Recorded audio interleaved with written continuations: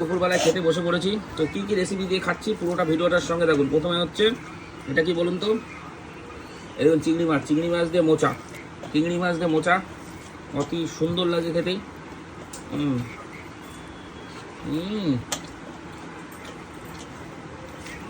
সত্যি স্বাদ, কিন্তু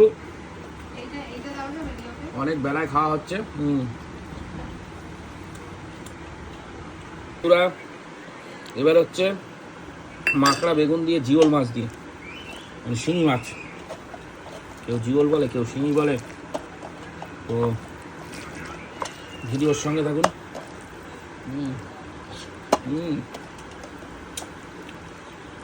সুন্দর তরকারি।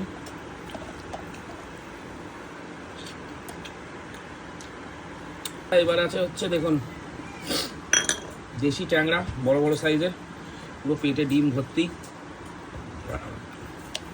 আর দেশি জিওল, এই জিওলের পেটে ডিম ভর্তি। এই দেখুন ডিম এখান থেকে ফেটে বেরোচ্ছে, গাঁটি কচু দিয়ে।